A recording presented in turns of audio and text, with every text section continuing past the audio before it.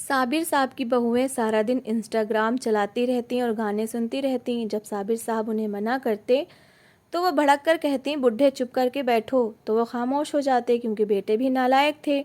एक दिन साबिर साहब ने देखा कि बहू उनकी 13 साल की बेटी से ज़बरदस्ती डांस करवा कर इंस्टाग्राम पर रील बना रही थी और बच्ची रोते हुए कहती, भाभी मुझे खुदा से डर लगता है, ऐसा ना करें।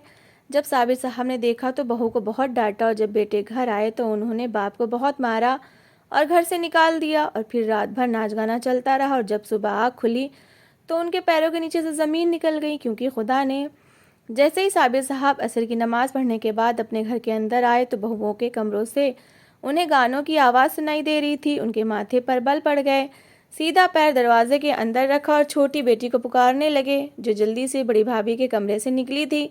चेहरे पर पसीना झलक रहा था, सांस फूल रही थी। तो साबिर साहब ने कहा कि सादिया तुम क्या कर रही थी? कहने लगी, कुछ नहीं अब्बू। वो बहुत घबराई हुई थी। सादिया 13 साल की थी। पत्नी के देहांत को 3 साल हो चुके थे।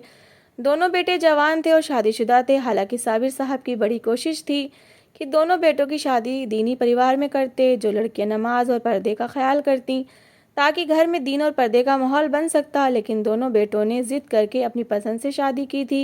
लड़कियां काफ़ी मॉडर्न और फैशनेबल थीं, ससुर की कोई इज्जत नहीं करती थीं, बड़े घर से आई थीं इसलिए ढेर सारा दहेज भी साथ लाई थीं। लेकिन संस्कार के नाम पर कुछ भी नहीं सीखा था। बदतमीजी, जाहिलियत इन दोनों में कूट कूट कर भरी हुई थी, जिसे वो कॉन्फिडेंस का नाम देती थीं। छोटी बेटी सादिया भी ज़्यादा समय भाभी के साथ गुजारती थी, लेकिन अक्सर साबिर साहब ने ये बात नोट की थी कि वो कुछ घबराई रहती है, हर समय डरी समी, घबराई घबराई सी। कई बार साबिर साहब ने इसकी वजह भी सादिया से पूछना चाहिए, लेकिन वो नहीं में से हिला देती और कुछ नहीं बताती। एक बार साबिर साहब अपने कमरे में बैठे नमाज पढ़ रहे थे कि जब उन्हें ऊंची आवाज़ में गानों की आवाज़ सुनाई दी। उन्हें बहुत गुस्सा आया। उन्होंने नमाज पढ़ी और बाहर आए तो ये देख करके बहू की बड़ी बहू लिपस्टिक लगाए, मेकअप किए, बाल खोले, इंस्टाग्राम पर रील बना रही थी। ये देखकर साबिर साहब को बहुत गुस्सा आया। कहने लगे, तुम क्या कर रही हो शुमाइला? तुम्हें शर्म नहीं आती है सब करते हुए? वो कहने लगी, इसमें शर्म की क्या बात है? सारी दुनिया ऐसे ही पैसे कमा रही है। मेरी एक वीडियो पर हज़ारों लोग लाइक करते हैं, कमेंट्स करते हैं, मेरी तारीफ़ें करते हैं। साबिर साहब कहने लगे, बेटा ये सब गुनाह है और खुदा भी इससे नाराज़ होता है। वो कहने लगे, अब्बू ज़्यादा दीन के पाठ ना पढ़ाएं, हमने कभी तुम्हें रोका है? तुम अपनी मर्ज़ी की ज़िंदगी गुजारते हो, हमें अपनी मर्ज़ी की गुजारने दो। ये कहने के बाद वो अपने कमरे में चली गई। साबिर साहब तो हक्का बक्का शुमाइला को देखते रह गए। कितनी बदतमीज़ लड़की थी, इसे तो ससुर से बात करने की भी तमीज़ नहीं थी। वो सोच चुके थे कि रात को आमिर आएगा तो उससे शुमाइला की शिकायत ज़रूर करेंगे कि बहू बेटी की इंस्टाग्राम पर वीडियो लोग देखेंगे तो बातें तो साबिर साहब को ही सुनने को मिलेंगी कि खुद तो 5 वक्त नमाज पढ़ते हैं और बहुएं रील बनाकर अपनी वीडियो सोशल मीडिया पर डालती हैं। अभी तक तो कोई ऐसी वीडियो किसी ने नहीं देखी थी। इज़्ज़त का भरम बना हुआ था और वो चाहते थे कि इज़्ज़त का भरम हमेशा ऐसे ही बना रहे। इसलिए उन्होंने रात को आमिर को अपने कमरे में बुलाया और कहने लगे कि बेटा तुम शुमाइला को समझाओ, ये इंस्टाग्राम पर वीडियो बनाती है और उसे अपलोड करती है। अगर किसी जानने वाले ने ये वीडियो देख ली तो लोग मुझे बहुत बातें सुनाएंगे, मोहल्ले में मेरी बड़ी बेइज्जती हो जाएगी और लोग बातें सुनाएंगे कि तुम्हारी बहू ने ये क्या काम किया है। बजाय इसके कि आमिर अपनी पत्नी को रोकता, कहने लगा, अब्बू आप किस समय में जी रहे हैं? आजकल इस काम को कोई भी बुरा नहीं मानता, बल्कि मैंने तो अपने सारे दोस्तों को ये तक कह रखा है कि शुमाइला के इंस्टाग्राम रील पर लाइक और कमेंट ज़रूर किया करें। अगर उसे ऐसा कोई शौक़ है तो ये कोई गलत बात थोड़ी है। लड़कियां इसी से खूब पैसे कमा रही हैं और आप तो जानते हैं कि मेहनत से पैसा कमाना कितना मुश्किल है। दिन रात एक करके भी मैं शुमाइला की फरमाइशें पूरी नहीं कर सकता। अगर वो 3-4 वीडियो बनाती है और उससे अच्छे खासे पैसे कमा लेती है, जिससे कि अपने लिए कपड़े ख़रीदती है, फैशन की चीज़ें ख़रीदती है, तो इसमें क्या बुराई है? कम से कम अपने फैशन के लिए, अपने कपड़ों के लिए मुझसे कुछ कहती तो नहीं है। मेरे लिए तो बस यही काफ़ी है। साबिर साहब कहने लगे कि तुम्हारी माँ भी मेरी थोड़ी तनख्वाह पर गुजारा करती थी। उसने कभी भी इस तरह के फैशन नहीं किए थे जिससे कोई बदनामी हो। बजाय कि तुम अपनी बीवी को समझाओ, तुम उसकी गलत चीज़ में उसका साथ दे रहे हो। हमारे धर्म में कभी भी ऐसी लड़कियों को इज्जत की नज़र से नहीं देखा जाता। आमिर कहने लगा, अब्बू बस भी करें, माँ का दौर दूसरा था लेकिन आजकल का समय अलग है। मेरी पत्नी मेरी माँ की तरह सादा नेचर की नहीं है, वो आजकल के दौर की है। उसे मेकअप भी चाहिए और कीमती और महंगे कपड़े भी। आपकी बड़ी मेहरबानी होगी कि आप हमारी ज़िंदगी में इंटरफेयर मत किया करें। आपको 2 वक्त की रोटी मिल जाती है, इसी को अच्छा समझें। साबिर साहब ने तो बड़ी उम्मीद से आमिर से बात की थी कि वो बड़ा बेटा है, वो अपनी पत्नी को समझाएगा, तो छोटा बेटा भी खुद ब खुद उसके नक्शे कदम पर चलते हुए अपनी पत्नी को इस तरह के फजूल काम से रोकेगा और घर का माहौल अच्छा हो सकेगा। लेकिन आमिर ने तो बाप की इज्जत 2 टके की करके रख दी थी।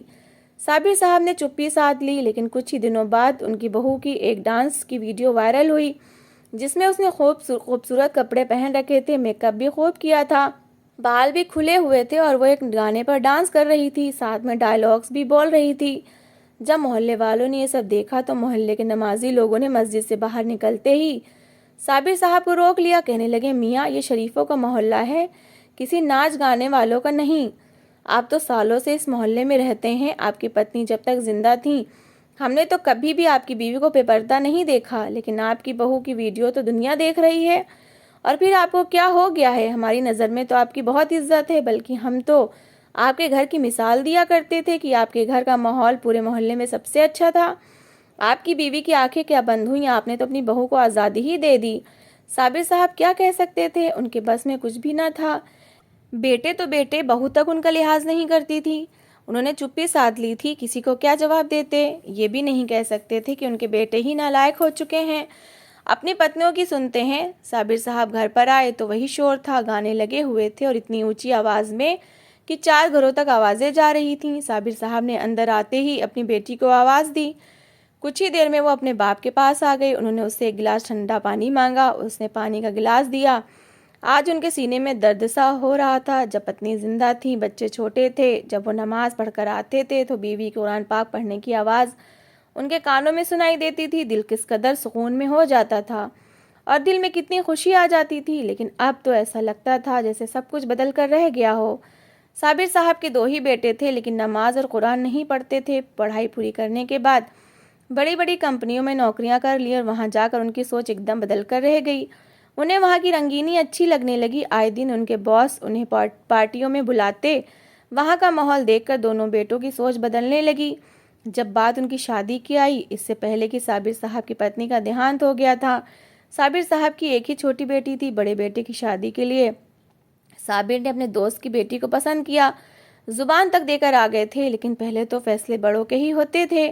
साबिर साहब ने भी अपने बड़ों के फैसलों पर ही सर झुकाया था, इसलिए यही समझा कि उनके बच्चे भी ऐसे ही होंगे, जो फैसला वो करेंगे वो उनके आगे सर झुका देंगे। लेकिन जब आमिर का रिश्ता उन्होंने अपने दोस्त की बेटी से तय किया तो घर आकर मिठाई खोल कर खिलाई तो आमिर भड़क उठा। कहने लगा, अब्बू आपने किससे पूछकर उस जाहिल गवार से मेरा रिश्ता तय किया है?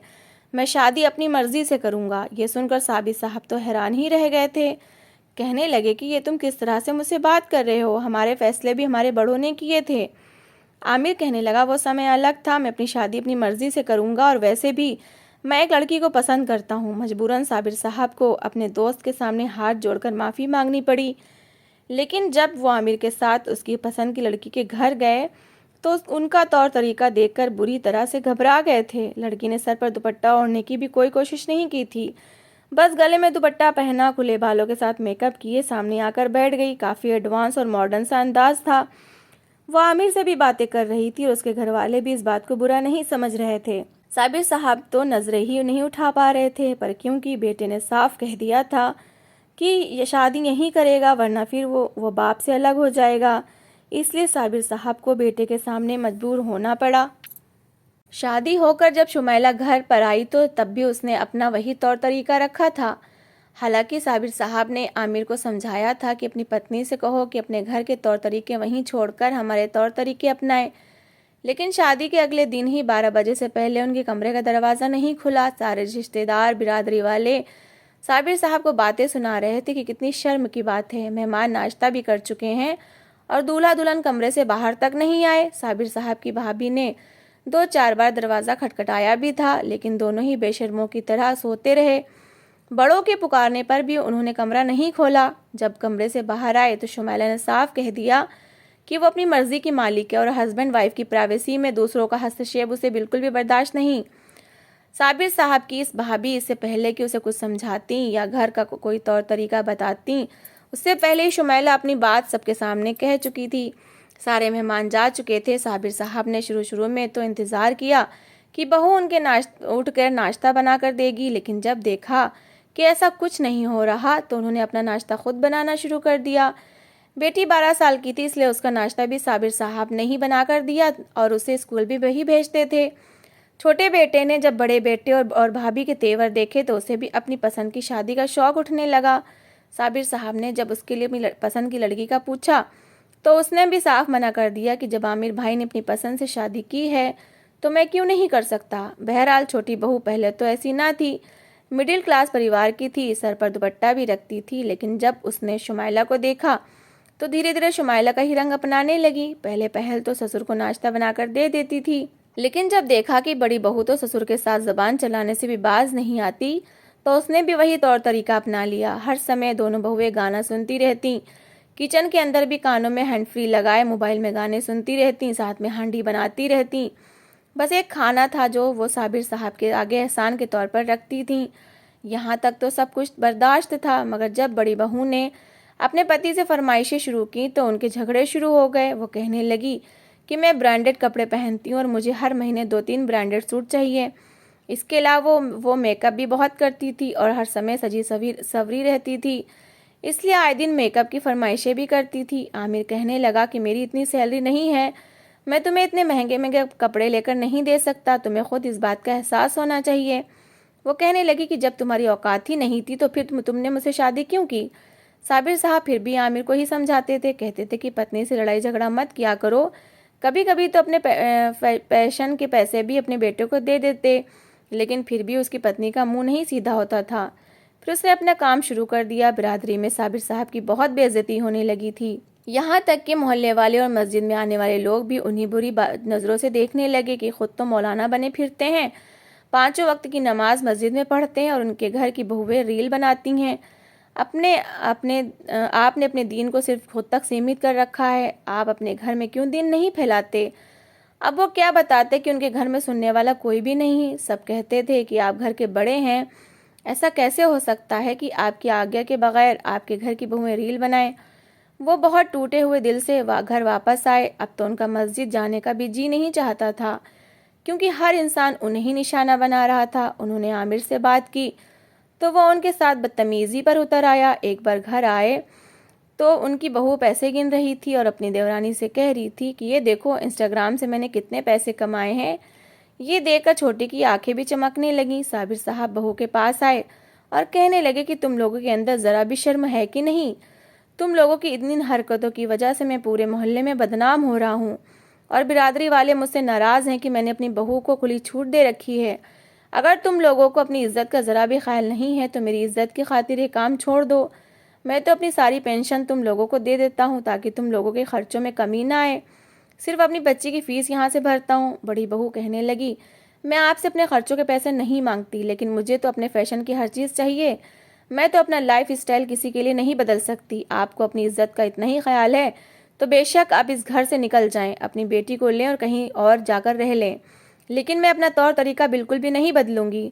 अरे पैसे आते किसे बुरे लगते हैं। बड़ी बहू की देखा देखी छोटी बहू ने भी यही काम शुरू कर लिया था। वो भी ऐसे ही वीडियो बनाने लगी थी, लेकिन उसे ज़रा खाना बनाने का शौक था, इसलिए वो साथ साथ अपनी वीडियो भी बनाती और साथ साथ खाना भी पकाती।